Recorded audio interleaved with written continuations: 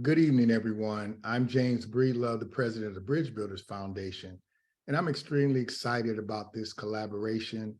Uh, it is a great opportunity to partner and collaborate with so many tremendous organizations that do great work in the community. The social determinants of health and the disproportionately negative impact in the African-American community compel us to join together and share valuable information that otherwise may not get to our community. So we were excited to create this collaboration with organizations that we know are credible messengers and organizations that we know do tremendous work in the community. So without further ado, I just want to thank everybody. I want to thank all of our coalition partners.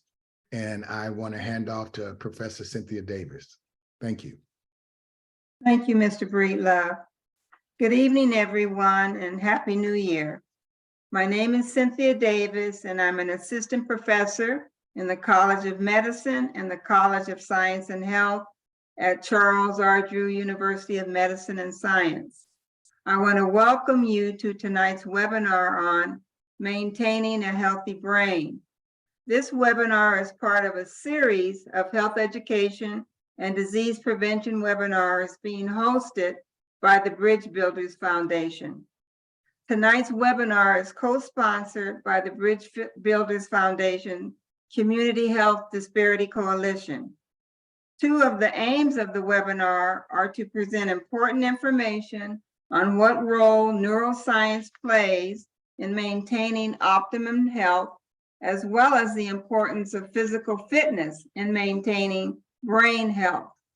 Our guest speaker tonight is Dr. Vernon V. Williams, a sports neurologist and founding director of the Center for Sports Neurology and Pain Medicine at Cedars-Sinai Medical Center, Kerlan-Jobe Institute in Los Angeles.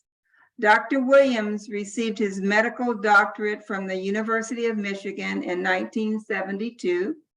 He completed residency training in neurology at the University of Maryland in Baltimore in 1996 and continued his postgraduate doctorate training with an intervention pain fellowship in the Department of Anesthesiology and Critical Care at Johns Hopkins Hospital in Baltimore in 1997. Dr. Williams serves as the team neurologist for the Los Angeles Rams and the neurological medical consultant to local professional sports organizations such as the Los Angeles Dodgers, Los Angeles Lakers, Los Angeles Clippers, Los Angeles Kings, and Los Angeles Sparks.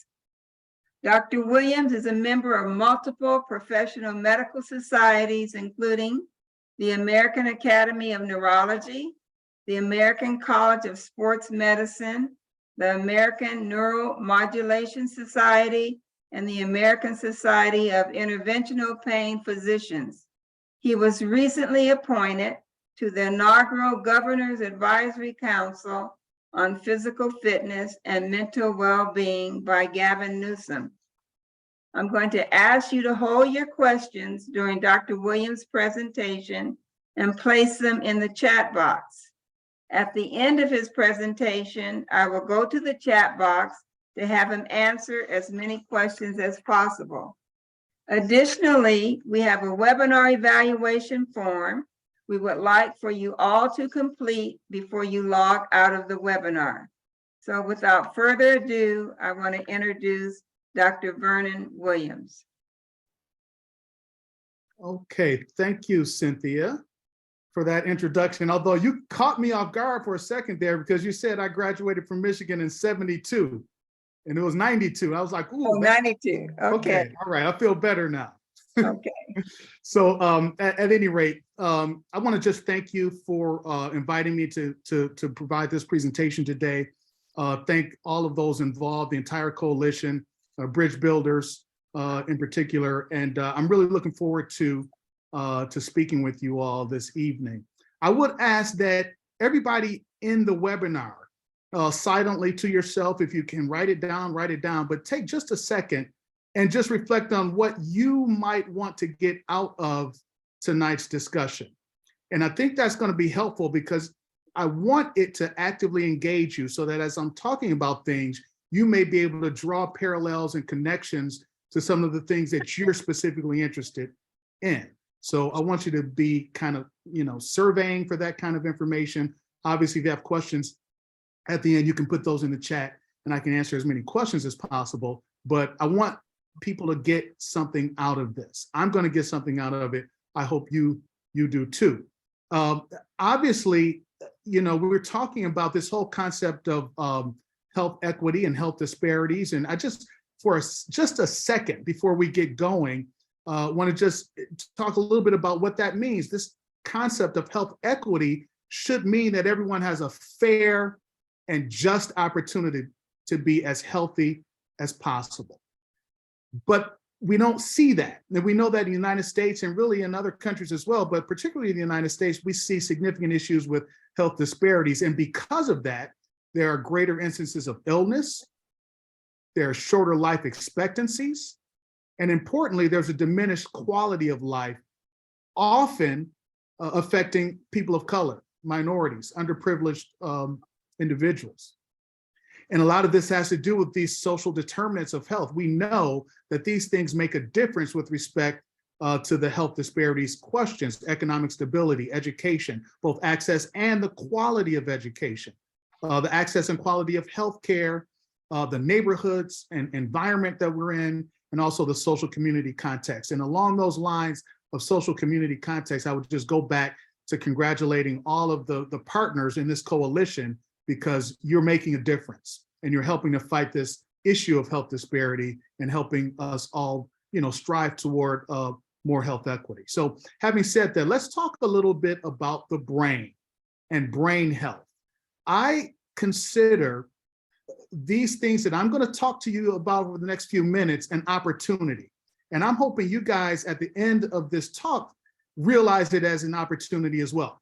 As was mentioned, I work in a sports medicine clinic and I'm a sports neurologist. I work with a lot of athletes. They can be adolescent, they can be collegiate, they can be professional, elite, Olympic, what have you. Many of them are weekend warriors. But one of the mantras that I constantly preach to our athletes is that your brain can make you better. Athletes are often interested in optimizing their performance, and they want to be as good as they can be at whatever sport they participate in. And one of the things that they don't often realize is that people spend a lot of time training the heart, cardiovascular fitness, training the musculoskeletal system for strength and endurance and flexibility, but people don't often spend as much time training the brain.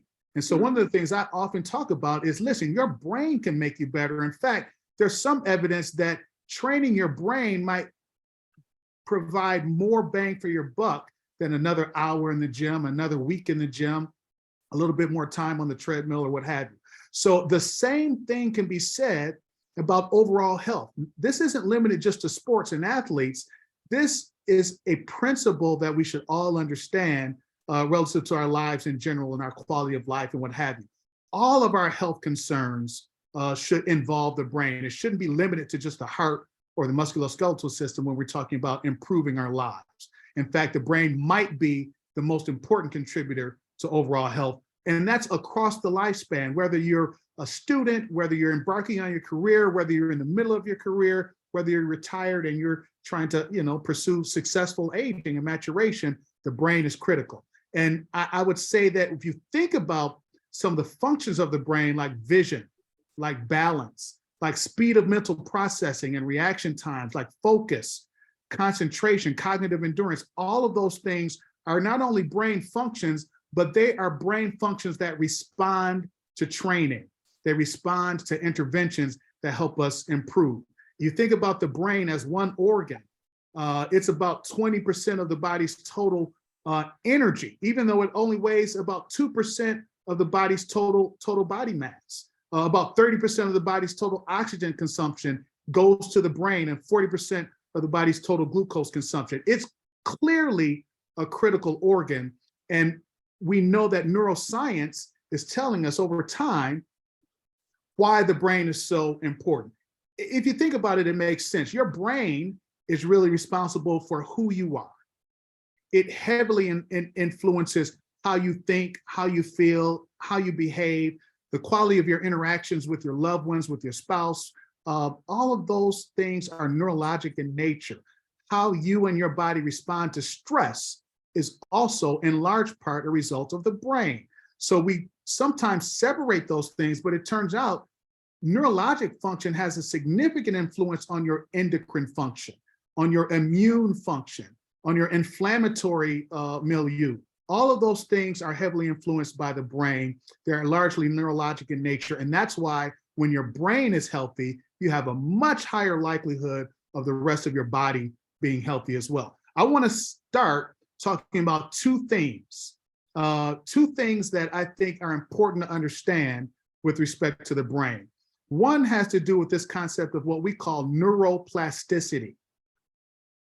Neuroplasticity. And what it means essentially is that the brain, the nervous system, possesses the ability to change.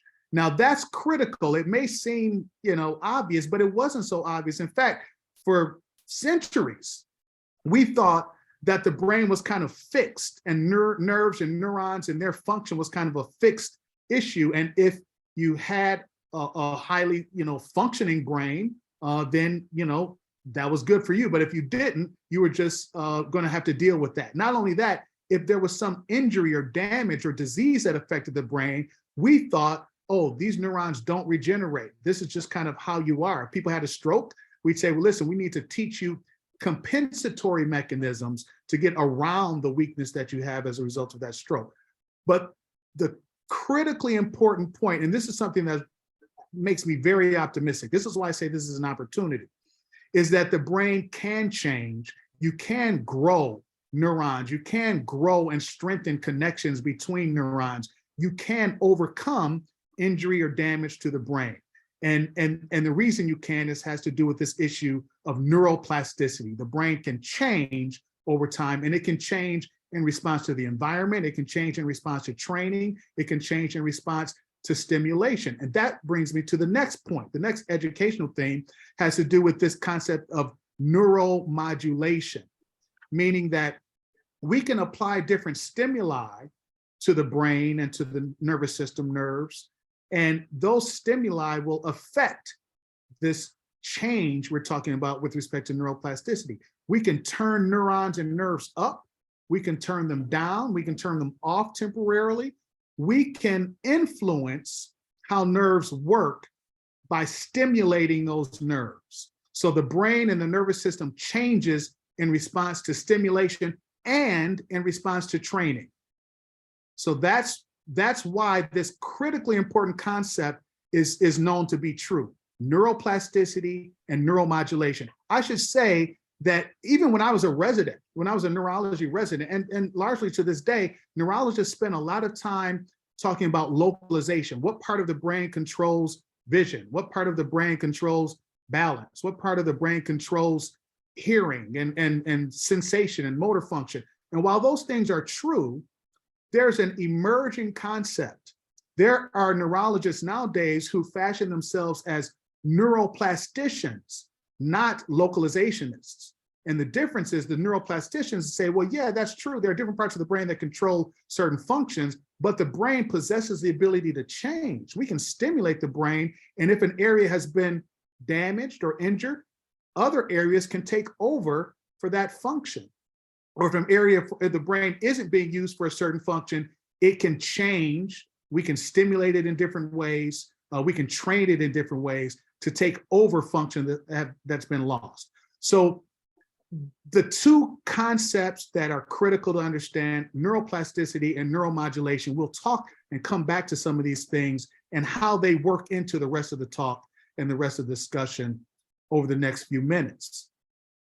So what are some of the solutions associated with optimizing brain health?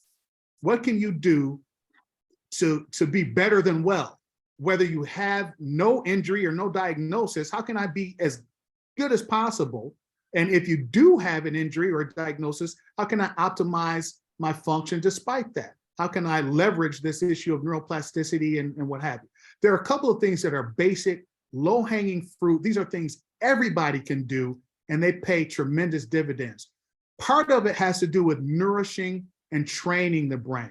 So nourish and train the brain. 3 different ways you can do that have to do with exercise, have to do with constant lifelong learning, and having to do with interacting, socialization, being with people. Those things nourish and train the brain. I'm going to get into that over the next few minutes, but we're also going to talk about the second part. The balance has to do with resting and recovering. And rest and recovery have to do largely with sleep. And then there's also this concept of autonomic quieting. Most of you will probably have heard that in the context of meditation or breath work, mindfulness, that kind of thing. So I want to talk about those 2 categories of solutions: nourishing and training the brain, and then rest and recovery. And we'll discuss these things over the next few minutes. These are some health tips. I have a website. You guys can look at it. It's vernonwilliamsmd.com. And with that, and also my social media, I will post some of these health tips. I pulled some of these that have to do with this concept of brain health. Now, we talked about nourishing the brain. And most of the time when you think about nourishment, you think about the digestive system. And it turns out there is a significant relationship between the gut and the brain. So good gut health, nourishing our digestive system appropriately, actually significantly improves neurologic health, and brain function. There are significant relationships between the 2. Some people call these nerves in the GI system the second brain. Gut health has been shown to likely be associated with the risk of developing dementia, developing things like Alzheimer's disease. Clearly, the health of the flora, what we call our microbiome in the gut, can have an effect on a person's overall inflammatory environment, whether it's systemic inflammation and probably neurologic inflammation as well. And there's a lot of research looking at the relationship between gut health and sleep hygiene and sleep. So take-home message is, a healthy diet, that can be Mediterranean diet, that can be shifting toward more plant-based foods. Those things will have a positive effect, not only on your general health, but specifically on your brain health because of this relationship between the gut and the brain. The other thing that you can do to literally nourish your brain is exercise. This is huge. The more we look at it, the more obvious it becomes. The brain loves exercise. And so whether we're talking about improving neurologic function in an athlete, like the patients that I see frequently, or if we're talking about improving neurologic function in a student who doesn't play a sport, let's say, or if we're talking about it in terms of your professional development. And as I said earlier, across the lifespan, even successful aging, exercise is critically important. I have partners, myself included, if we've got a big day in surgery or a big day in the office, I won't start that day without exercising because we know that exercise results in a number of positive effects on the brain. You can get release of something called BDNF, brain-derived neurotrophic factor. BDNF is released and increased in the brain with both moderate and high intensity exercise. More is released with high intensity exercise, but even with moderate exercise, you can release this substance. And this substance is almost like miracle grow for the brain. It's important in terms of strengthening connections, developing new connections, and even growing parts of the brain, maintaining brain volume and that kind of thing is partially due to concentrations of BDNF. And so when people exercise, especially a high intensity exercise, but even moderate intensity, you will get a spike in BDNF concentration and it can trail off over time, but getting that spike on a regular basis is good for the brain. Most people have been aware of things like endorphin release. So if you have at least moderate exercise for 20 to 30 minutes, you will start to get release of certain endorphins. Those can be very helpful for mood. They can be very helpful for pain. And if you exercise for a longer duration, people who are, say, marathon runners and that kind of thing, they will get release of these endocannabinoids. So you've heard of a runner's high. That's because of release of certain chemicals when you've exercised for extended periods of time. The point being that the benefits of this accrue immediately. So if you exercise, you'll get that BDNF spike immediately. But some of the cognitive benefits of that spike, some of the mood-related benefits for that spike will last for hours and hours. And that's why so many surgeons and physicians and people who are aware of this kind of thing will say, I won't start an important day without exercising early in the morning because it's going to give me an edge. And I know it's going to help my performance. If you can exercise regularly over the course of a few months, you will have sustained increase in many of these chemicals in the brain that literally help the brain grow, maintain connections, strengthen connections, and are good. So we're talking about physical effects, we're talking about cognitive effects, we're talking about mood-related effects, even effects on things like glucose levels and risk of diabetes and that kind of thing. There's increases in IGF-1, which helps insulin glucose levels, to help you manage glucose levels. All of these things can be a result of exercise and the brain's response to that exercise. So increase in blood flow, cardiovascular benefits, motor skill improvement. And by the way, it doesn't matter when you start. Don't think, well, I'm at an age where, is that really going to make a difference now? Yes. If you start as a youth, a child, an adolescent, a young adult, but even if you start in your 60s or 70s, a difference is made when you exercise. And when you monitor people's likelihood or risk of cognitive decline, we know that there's a lot of evidence that exercise will slow that and can accrue benefits. We also know that a number of neurologic disorders like Alzheimer's, but like Parkinson's and others, benefit from exercise. So one of the most significant pieces of low-hanging fruit has to do with exercise. The brain loves it. Everybody should be doing it. And there are some recommendations of about 150 minutes per week of moderate exercise. So if you can do 30 minutes 5 times a week, you're in there. And moderate would be something where it would be difficult to carry on a conversation while you're doing it. You could do it, but you're a little winded.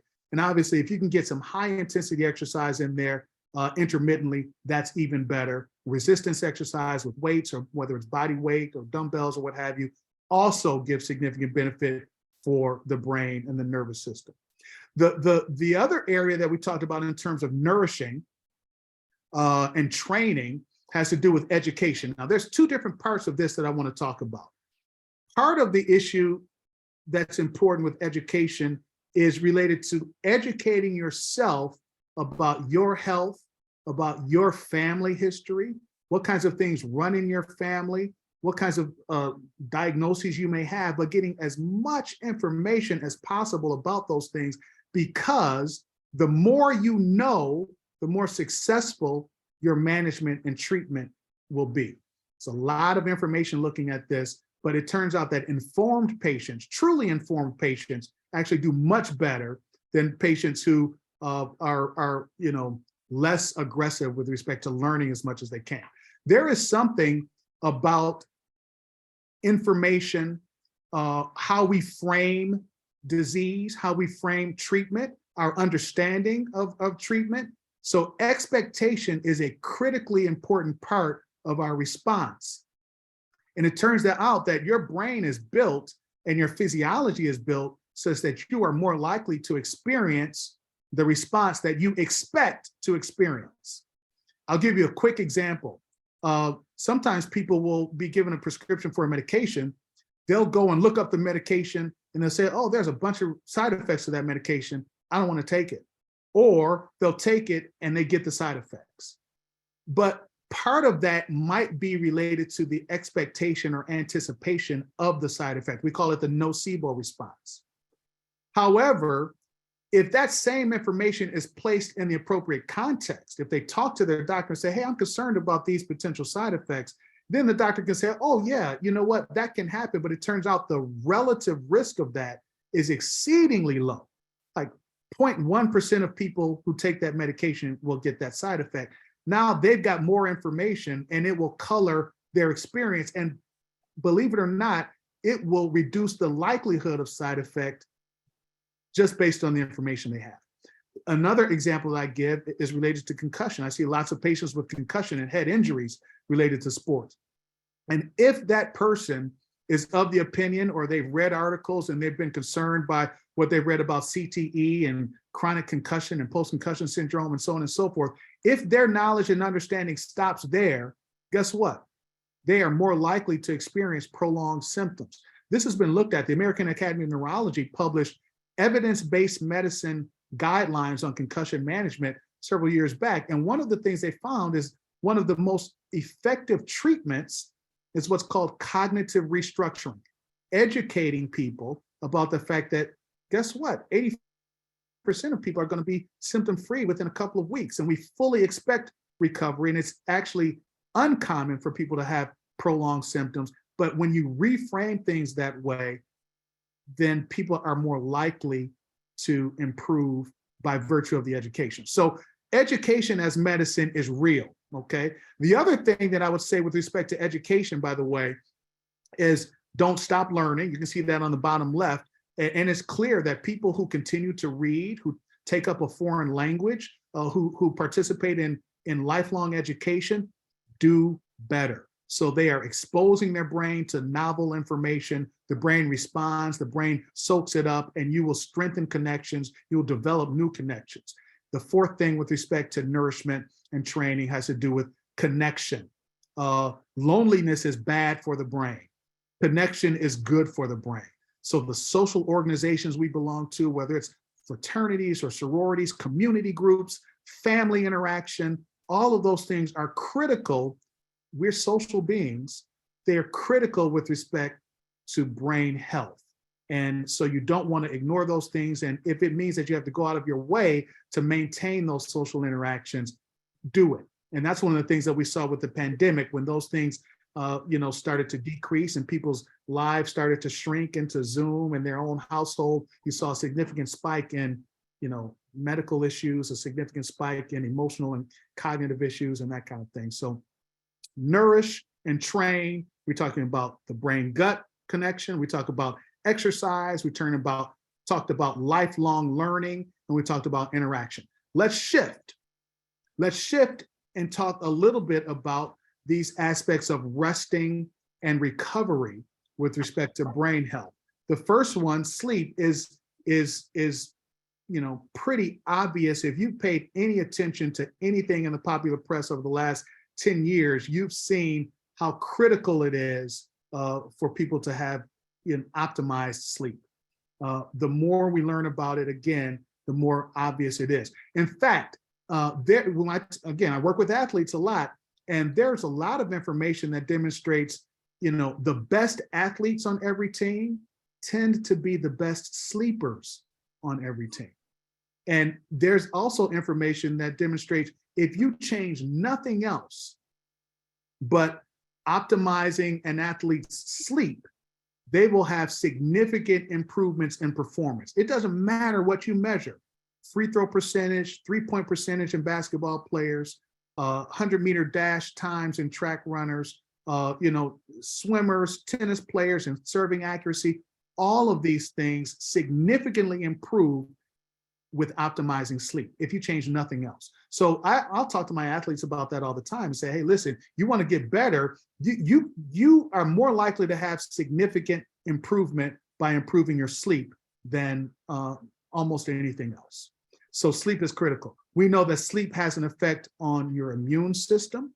We know that when you sleep, it might seem like you're resting, and you are, but your brain is really active during sleep and is active doing some really super critical and important things. For one, we have recently been made aware of what's called the glymphatic system. This is relatively new information. I'm talking about a few years since we've known about this. So we know, for instance, that with the musculoskeletal system, the lymphatics are what help clear toxins from the body and what have you. No one knew how that was done in the brain until very recently. It turns out that when you sleep, especially when you are in deep sleep, slow wave sleep, your brain actually shrinks a bit. It actually decreases in volume, decreases in size. When that happens, it opens up channels that help drain these proteins and drain these toxins and clear them from the brain. And we believe that is significantly important because those are the same toxins that we see built up in dementias like Alzheimer's disease and other neurodegenerative disorders. And when we couple that with the fact that people who develop Alzheimer's disease are much more likely to have had impaired sleep in their middle age years, we understand how important sleep is. So your brain should go through these different stages and cycles of sleep. And when that happens appropriately, you have good sleep architecture, you will optimize brain function. So it's not only about the duration of sleep. Recommendations are 7 to 8 hours for most adults. And there's different recommendations for different age groups, but for most adults, you're in that range. Duration is important, but the quality of the sleep is important as well. You want to make sure that there are not frequent nighttime awakenings. You want to make sure that you can do as much as possible to be very consistent with the time that you go to sleep and the time that you wake up. The brain loves consistency. That whole circadian rhythm is important with respect to your brain function. And that circadian rhythm is actually important with respect to the rest of your body's function, immune function, endocrine function, inflammatory conditions, that kind of thing. All the cells in your body respond to that circadian rhythm. So being as consistent as possible, protecting sleep is another way to optimize function. There are what we call sleep hygiene techniques, kind of some easy ways to optimize sleep. One has to do with maintaining consistency with your schedule. Another has to do with making sure that the room is dark and you're not exposing yourself to blue light from the television or from your cell phone or iPad or what have you. Another has to do with, believe it or not, if you get exposure to early morning sunlight. So anytime before 10:30, 11 o'clock in the morning, being outdoors and exposed to the sun without sunglasses on, without shades in terms of tents on windows or what have you. And it doesn't have to be a sunny day, it can be a cloudy day, but you will still get exposure to the full spectrum of light, which helps with your body's own release of melatonin, your own endogenous melatonin, and that will help regulate sleep. Exercise is another great way to regulate sleep, as long as you're not doing it in too close a proximity of when you want to go to sleep, not eating, within a couple of hours of sleeping. All of these things make a huge difference in terms of your sleep efficiency, and all of those things make a dramatic difference in terms of brain health. It's critical. We also talk in terms of rest and recovery, we talk about this concept of autonomic quieting. And so I mentioned that what we mean by that is often seen with people who are meditating or people who are doing breath work or what have you. Let me explain that for a second. The autonomic nervous system is part of the nervous system that's kind of running in the background. It's not really under your conscious control, but it's important because it has to do with your stress response. It has to do with the balance of the sympathetic and parasympathetic nervous systems. Sympathetic system would be related to stress. If you were in a dark alley about to be mugged, or if you looked down the street and saw a bear, your sympathetic system is going to kick in, and you will have the release of certain chemicals in your system. And those chemicals, adrenaline and epinephrine and norepinephrine, those chemicals will cause physiologic effects. Your heart rate will increase, your muscles will contract a bit, your pupils will dilate a bit. It's kind of preparing you for fight or flight. That's the stress response. That's part of the sympathetic nervous system. The opposite of that, and what should be in balance, is what's called the parasympathetic nervous system. And that has to do with, for instance, your digestion. So it's kind of the rest, digest, reproduction, those kinds of things. So ideally, you have balance between the two. And you want to be able to mount a sympathetic response when you need it. If I see a bear, I want all the help I can get in fighting or fleeing or what have you. But you don't want to necessarily be running a high level of sympathetic activity in the background all the time. It's like if you have your car and instead of it idling at 1,000 RPM, it's idling at 3,000 RPM. That's not good for the engine. And having an increased stress response turned on all the time is not good for your brain or your body. So meditation, breath work, those kinds of things can help balance that autonomic nervous system, can help quiet the autonomic nervous system and reduce excess stress response, reduce excess release of cortisol and epinephrine and these kinds of things that cause is increase in blood pressure, increase in muscle tension, contribute to pain, can have an effect on your immune system, have an effect on your inflammatory system, that kind of thing. So slowing down, taking some deep breaths, and one of the things that we can do is slow, even breathing. You can in fact count 5 seconds of inhale followed by 5 seconds of exhale. Another 5 seconds of inhale followed by 5 seconds of exhale. That's one way of doing even breathing, 8 to 10 minutes. And if you do that, that starts to quiet and calm the autonomic nervous system. If you do that and we check your heart rate variability, that's something that's been in the news and people have talked about HRV. The higher the HRV is, the better. Your HRV will actually increase when you do that slow, even breathing. Same thing can be said for mindfulness and meditation. So whether you do a silent meditation or whether you do a guided meditation, there are apps available for this. The apps are often free. You can see things online. So these are things that are within reach and they have an effect. If you were to check your cortisol levels and epinephrine levels and that kind of thing today, and then start doing a daily meditation or a daily coherence breathing, even breathing, 8 to 10 minutes a day, after about 2 weeks, we check those levels again, they will be lower. So consistency is critical. Consistency is important. You don't need to, turn into a monk and meditate for an hour and a half every day. You don't have to take a vow of silence for 24 hours. But if you do 8 to 10 minutes consistently, it has an effect. And it's much better, much more effective to do 8 to 10 minutes every day than to do an hour and a half on Saturday. So these kinds of things can be important. And you can see in the health tip there, some of the tips in terms of nesting, things that can make meditation a bit more effective. And those kinds of things I think are critically important. So I want to take a quick break. And what I'd like everyone to do is just take a minute, just take 60 seconds. I'll start the timer. And for the next 60 seconds, just reflect on some of the things we talked about and how you might be able to incorporate them into your day-to-day activities. If you're already doing all those kinds of things, how can you be more consistent with them? Is there anything about what we just talked about that you see as an opportunity for you? So just look out the window, close your eyes if you're not driving, and think about those things. We got about 30 more seconds. Let's just relax and think about that for just a moment.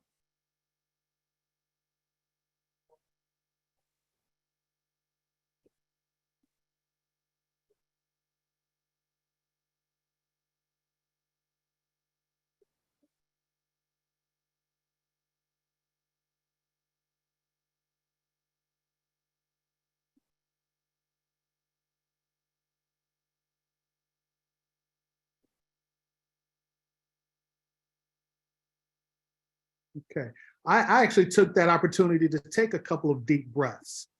And the more you practice that kind of thing, the easier your body will slip into that physiology, that autonomic quieting. We can do what we call quick coherence, only for 60 seconds. And if you've been practicing it, you can ease into that zone a lot more easily.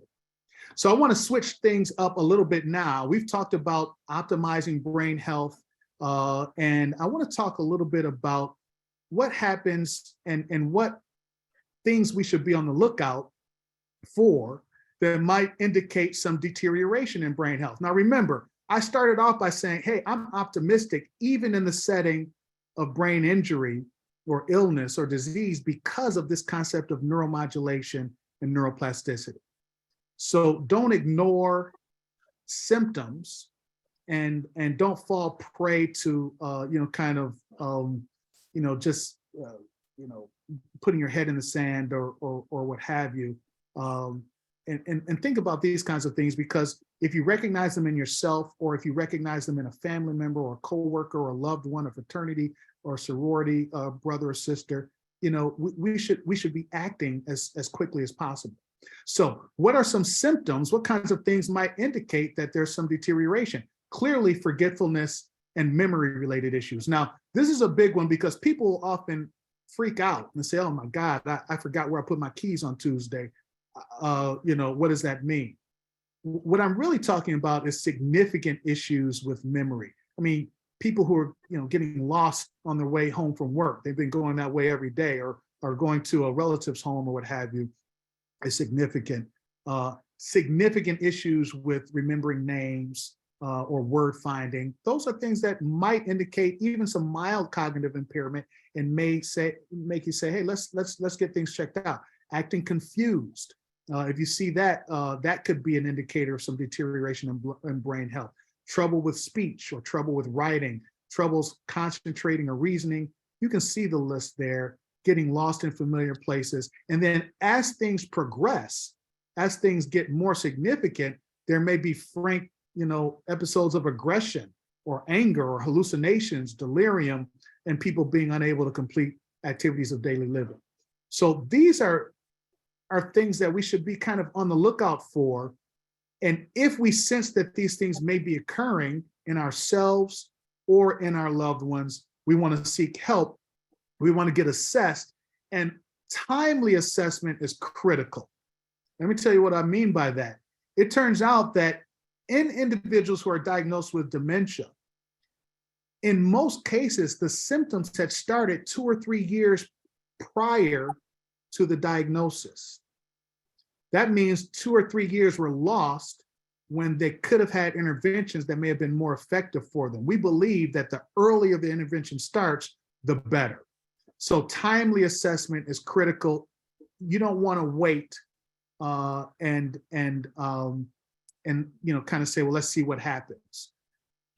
Another important thing is that the assessment should include objective tools.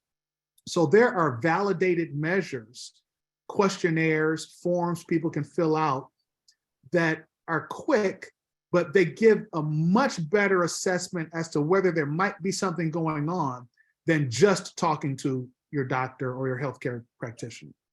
So we know that when we use those kinds of tools, we're much more likely to uncover or identify a deficit, something concerning, than just kind of our gestalt, just kind of talking to them and say, you're probably fine. So if you seek an assessment, ask about one of the validated measures, one of the tools, one of the questionnaires, because those can provide more accurate and objective information. And the key is intervening early, because if you intervene early, you're more likely to identify and treat reversible causes.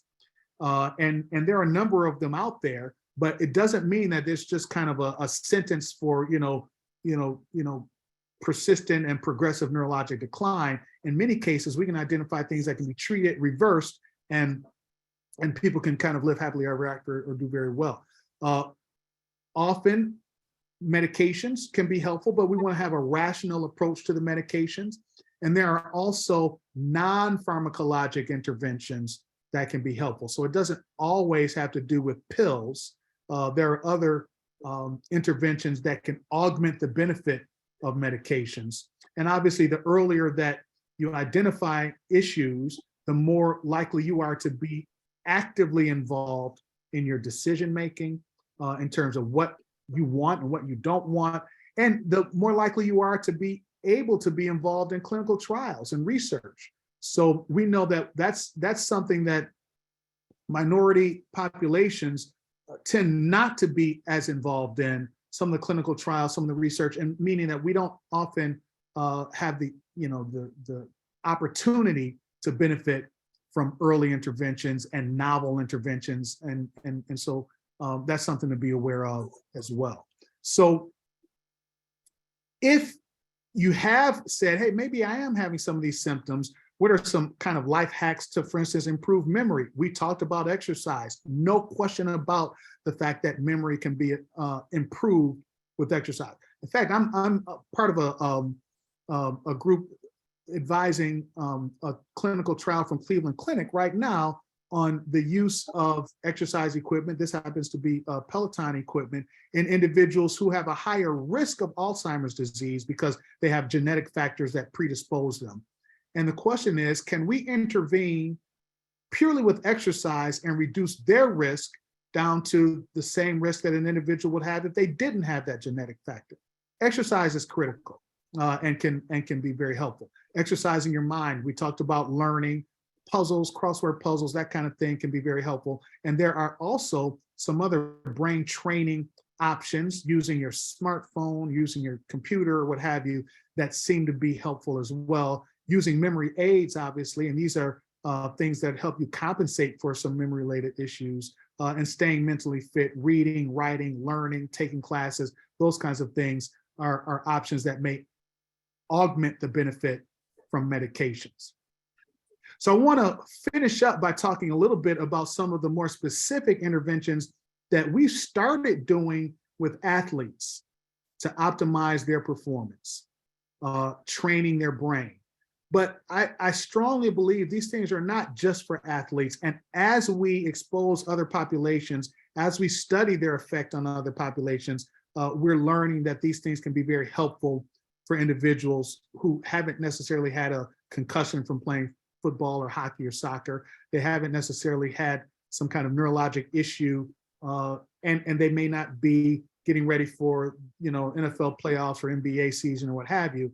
They may be regular old folks who have significant benefit from this kind of brain training. And there's a couple pictures here on the slide. One with the guy with the glasses on is doing some vision training. We use a couple of different systems. One is called Right Eye, one is called Visual Edge, but you can improve oculomotor function, how the eyes track, how the eyes converge, the eye's ability to perform what are called saccades, quick movements left and right, up and down, and even the eye's ability to maintain focus on a specific target.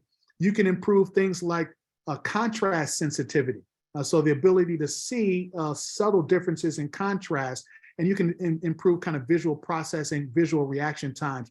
How quickly can your brain take the information in visually, process that information, and then have a motor output? That's critical. Think about what happens if you're walking and all of a sudden you feel yourself falling to one side or the other. How quickly can you recover? Those kinds of motor response times, motor reaction times can be assessed, and they can be trained for improvement. In the upper right, this is something called Soma NPT. We use that. We use another program called CogPT, where we can give people exercises, brain training exercises they do on their phone to improve their focus, to improve their reaction time and speed of mental processing, to improve what's called cognitive endurance. So some people can focus very well for a brief period of time, but get them 30 minutes out, 45 minutes out, and they start to lose the ability to maintain that focus. And our athletes, they may be great players in the first and second quarter. By the third quarter, they're checked out. We needed to be able to increase cognitive endurance. So we can do cognitive priming, where people focus on reaction time, quick reaction time, kind of waking the brain up just before an athletic activity. And then we can do other modules based on cognitive endurance. In the middle, we see something else where people they're forced to make quick decisions. How quickly can you analyze information and make an accurate decision? Most people will sacrifice speed for accuracy. So if they want to do something very accurately, they slow way down so they make sure they get it right. And they will sacrifice accuracy for speed. They'll go, I just need to do this quickly. If I make a quick mistake, then I'll just overcome that. But it turns out that you can train the brain to be both fast and accurate. We see this in certain athletes. For instance, our race car drivers are fast and accurate, like no other athletes.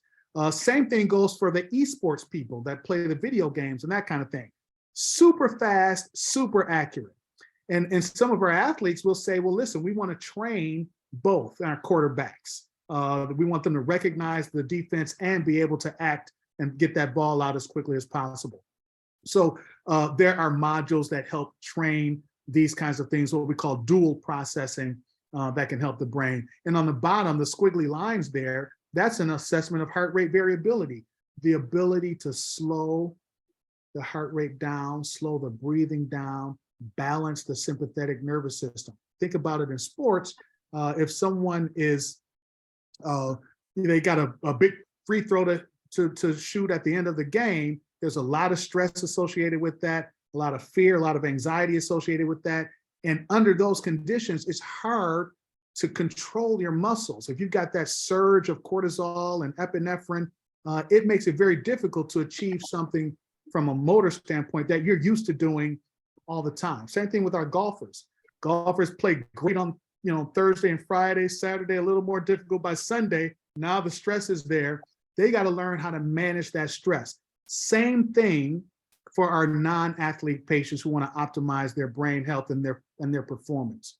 Managing stress, reducing that stress response, balancing the sympathetic and parasympathetic nervous system. And we can see how well that's happening through heart rate variability. So we've got access to tools like Oura Ring or Whoop Band or Fitbit or Apple Watch. Those things will give you data, give you information, and you can work with your healthcare practitioner or your trainer at the gym or what have you to interpret that information about your sleep, about your heart rate variability, and about all of these different parameters we've talked about.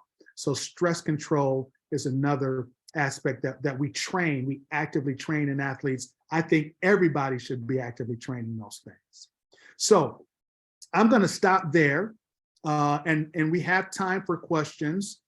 If you want any additional information on some of the things we've talked about, this is my website and my email on the screen. You can see also my social media, and I'll post things like this, these health tips that you saw over the course of time, and hopefully those kinds of things are helpful to you. So I am going to stop there, and then I'm going to kind of ask Cynthia to help us work through some of the Q&A, and we can kind of continue from that standpoint. Okay, we're going to get started with the questions in the Q&A. The first question is there a difference between brain health and mental health? Well, that's a good question. I would say that mental health is a part of brain health. So, as we said earlier, your brain, your nervous system, your neurologic system is really what makes you who you are. And there tended in the past to be this artificial separation between the two. And we talk about kind of psychiatry and neurology as completely separate entities. But we know more and more there's significant overlap. They really are intimately related. And the brain is responsible in large part for that mental health. For instance, we talked about neuromodulation and the ability to stimulate the brain to have an effect on brain function. It turns out that refractory anxiety and refractory depression, these are people who've had multiple medications for anxiety or depression. They've had talk therapy. In many cases, they've had hospitalizations. One of the most effective treatment for those people is stimulating the brain with what we call transcranial magnetic stimulation or transcranial direct current stimulation. Those are forms of neuromodulation. You can stimulate the brain and get dramatic improvement in mood, anxiety, depression, even PTSD, these kinds of things from brain stimulation. So that is an example of the relationship between what people may have thought of as kind of brain versus kind of mental. They are one and the same. They're intimately related. The second question is, what is your opinion on the Mindy device? And then it has in parentheses, at-home neural feedback. Yeah, so I'm not familiar with that particular device. And again, I don't want to kind of endorse or negatively endorse any particular product. That's not what I'm here for. I do want to talk about brain health in general. So if we talk about brain health in general, there are some benefits to things like neurofeedback. It's a form of neuromodulation. Now, there may be different specific products or what have you that I don't want to talk about any specific product, but neurofeedback can be helpful in certain conditions. And so I would say things like that, in my opinion, should be guided by either a psychologist or a neuropsychologist or a neurologist. And if they think that that's something that's likely to be helpful for you individually, then I can tell you that there can be benefit from neurofeedback. It is a form of neuromodulation. The next question is, what's your opinion on neurotropics? What are the best over-the-counter products on the market? So again, I don't think it's reasonable in this environment for me to endorse any specific products. And when we talk about neurotropics, there is some evidence that certain kinds of things may have effects on neurological function. Most of them, supplements, have not had to withstand the rigor of an FDA trial. And so there may be some anecdotal information. They are generally recognized as safe if they're in that supplement category. And so having said that, most people would say, hey, listen, there probably is some benefit to certain basic nutraceuticals and supplements, vitamin E, omega-3 fatty acids, coenzyme Q, these kinds of things. There's some evidence that they may be helpful, but there aren't, large-scale randomized double-blind placebo-controlled trials that prove a specific dose or benefit, to a specific extent in specific diagnoses or what have you. So I would talk to your physician, your neurologist, or if you're not seeing a medical physician, talk to whoever your healthcare practitioner is about their specific recommendation. But I think that there's no question about the things that we've talked about: exercise, sleep, meditation, so on and so forth. And might you augment that with some supplements? Possibly. And I think as long as it's safe and not, expensive, it may be reasonable. I will tell you that the other issue that physicians are concerned with is that we don't necessarily know what's in them. So the label can say something that doesn't necessarily mean what's in the bottle is the same as what's on the label. So you have to be very careful about, getting, supplements that, are from reputable manufacturers or locations or what have you.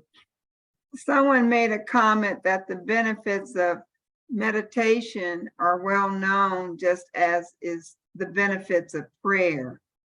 Would you agree with that? Well, I would say yes, but I think they're different.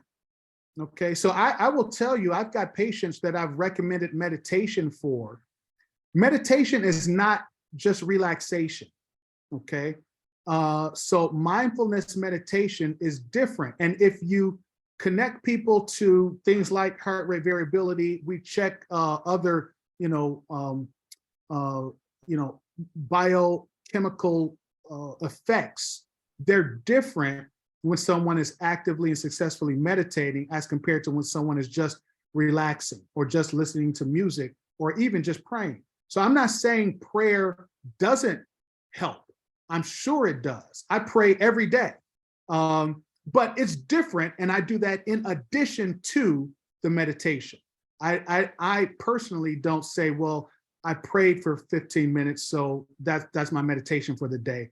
It's different.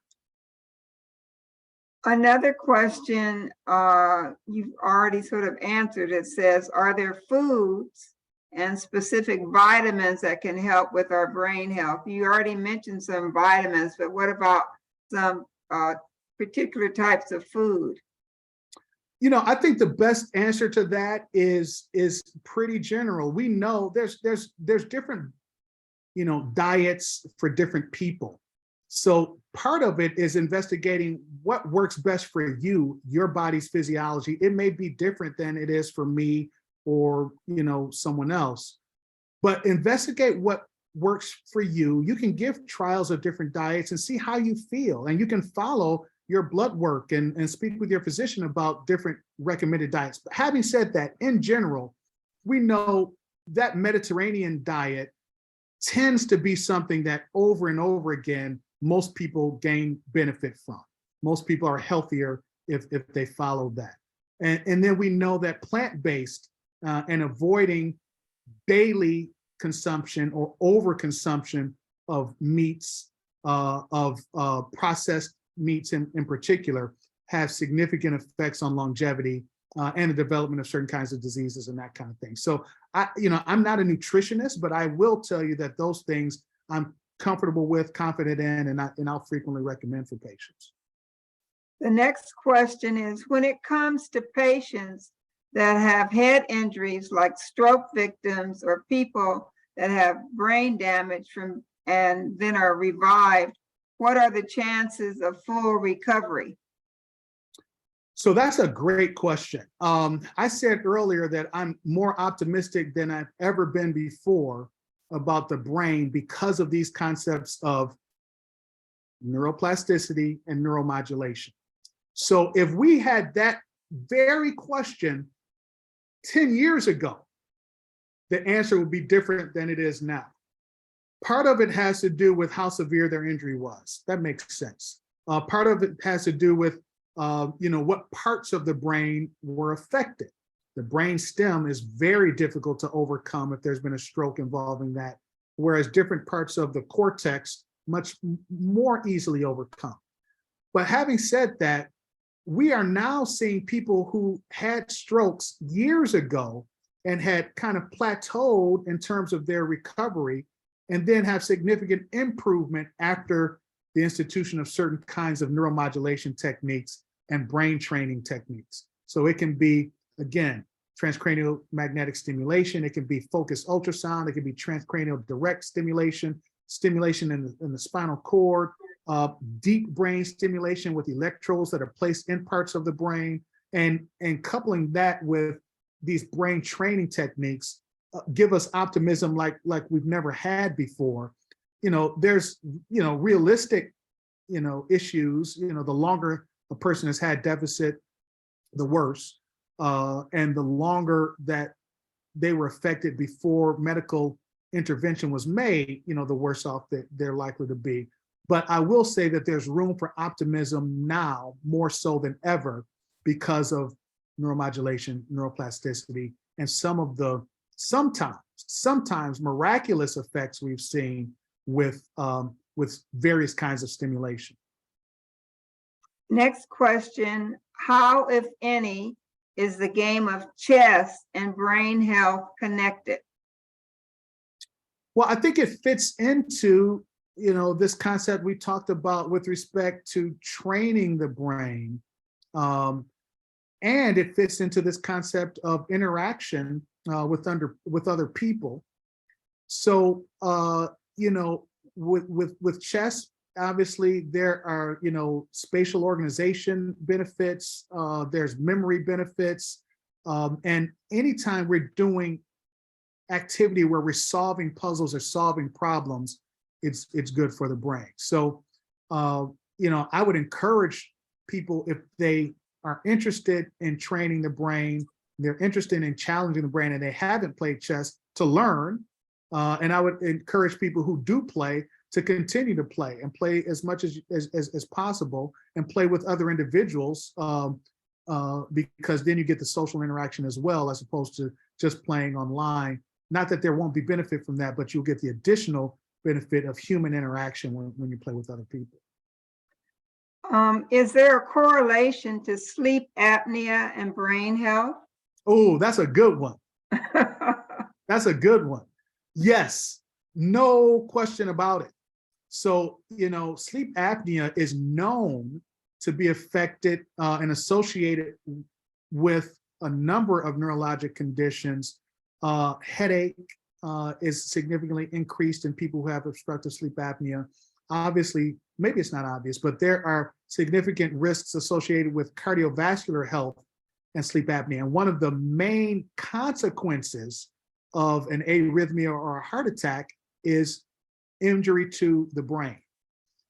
We know that cognitive function is reduced in people with untreated or poorly treated sleep apnea. So a resounding yes to that question. And that's why it's so important to treat sleep apnea because it really does place people at significant increased risk. I'll tell you something, our surgery center at Curl and Joe, I do cases there once a week or so. Our anesthesiology and medical directors of the surgery center will not authorize me to do a procedure in our surgery center in a patient who has untreated sleep apnea because there's an increased risk of arrhythmias and cardiovascular consequences and what have you. So that's a great question. Whoever asked that, your spidey sense is tingling, your gut reaction is telling you the truth. There are relationships between untreated or poorly treated obstructive sleep apnea and brain health. And it's not a good relationship. You want to treat that and treat it aggressively. The last question in the Q&A is, what is your opinion about positive versus negative speaking and the brain's interpretation? I love that question too. So you can probably guess what my opinion is, but I'll give you a little context. So I think positive self-talk is critical. Couple important parts of that. One, earlier I mentioned this concept of expectation and anticipation and how it affects our physiology. Most people have probably heard of something called the placebo response. So if you're in a clinical trial and we're trying to decide whether an intervention, it could be a medication, it could be a treatment of some other sort, but we're trying to determine whether it's effective, we will compare that intervention with a placebo. And the concept is that if the person doesn't know whether they got the active intervention or the placebo, then you get cleaner data than if everybody got the active intervention, because the anticipation or expectation of benefit can result in some degree of benefit. We used to think of placebo like the sugar pill that the old country doctor may give, take 2 of these and call me in the morning, and it may have no active ingredient in it, but the expectation that it would help would give people benefit. Most people still think of placebo as kind of trickery or as kind of something bad.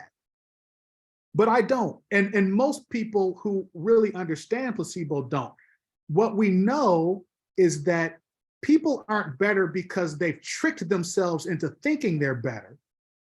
People are better as a result of the placebo response because the placebo response causes physiologic changes that gives them improvement. It's physiologic, it's real. It's not you thinking you were better. So by extension, anticipation, positive self-talk, the expectation that an intervention is likely to help, talking to yourself in that regard is more likely to give you improvement, not because you've tricked yourself into thinking something is true that isn't, but because your body literally responds to that positivity. Your immune function changes, your inflammatory conditions change, your endocrine function changes. All of these things are real, they're physiologic, and they happen as a result of that positive expectation. And the opposite is true as well. There's something called the nocebo response. And what nocebo means is that expectation of a poor outcome or a side effect or a complication is more likely to result in poor outcome, a side effect, or complication, because that has negative consequences to your inflammatory processes, autoimmune processes, endocrine processes, so on and so forth. Expectation affects physiology. Self-talk affects physiology. So I love that question. It's absolutely critical. The other context in which I think that's important has to do with this whole concept in our athletes of confidence, okay? You would think that confidence comes from past performance. you would think that someone who's won a championship is automatically going to be a confident player. That's not the case. We see people who are champions and they have poor confidence. Confidence comes from positive self-talk. It doesn't come from past success. So to the extent that you can practice that, reinforce that, and incorporate that into your activities, wherever you're performing, at school, at the office, in your community centers, in your fraternity or sorority, positive self-talk is what generates confidence, not past success. Now, people who've had past successes and talk confidently, it's legitimate. You know, they have permission to do it because they've achieved in the past. And if they can point to examples where they have done that in the past, that's even more helpful, because then the positive self-talk is authentic. But the positive self-talk is required, it's necessary, and it trumps past success. So these are two areas where I think positive self-talk versus negative self-talk make a significant difference to our physiology and then to our performance as well. So I love that question, whoever asked it. That's a great question. Thanks for asking. I have a reminder for the audience that in the chat box, there's a link to the evaluation survey, and please make sure you go to that link before we conclude tonight's webinar. I have a question for Dr. Williams. As someone who's in their 70s, this is the first time that I participated in any type of lecture like this that's been so, thorough in terms of brain health. What can we do in terms of educating and informing our children and our grandchildren about the importance of brain health, and how young can we start talking to them in terms of teachable moments so that future generations will have this information? Yeah, Cynthia, I think that's important. You know, the earlier, the better. I work with a couple of other sports neurologists, and we have this concept of kind of yearly brain health assessments. I think it should be part of everyone's, kind of medical evaluation, just like you see your regular doctor on a yearly basis. I think there should be a brain health assessment on a regular basis. Why is it important in children? Well, the earlier you identify whether or not that individual has any deficits, it may be speech related or focus related or what have you, the earlier you can intervene and have a significant effect on their performance in school, their academic progress, their academic performance, and what have you, okay? The earlier you can intervene and avoid some of the potential behavioral consequences, getting into trouble at school, getting into trouble with the law, so on and so forth. There is a concept of adverse childhood experiences, what we call ACEs. And you know this, the more people are exposed to this, the higher their risk is of developing all manner of chronic conditions. These kinds of things that we've been talking about, exercise, mindfulness meditation, diet, interaction, those are things that combat the effects of ACEs. So, if people are exposed in childhood, they really need access to these kinds of things. The other thing I think, Cynthia, is that the earlier we reinforce to our youth the importance of brain health, the more likely they are to incorporate that and see that as just as important as their physical fitness, their cardiovascular health, their musculoskeletal health, or what have you. Training the brain and understanding that they will be better at everything they do, school, athletics, what have you, if their brain is healthy. Reinforcing the concept that sleep is critical and they want to protect that. Reinforcing the concept that exercise is critical. All these things we've talked about, you can't start too early.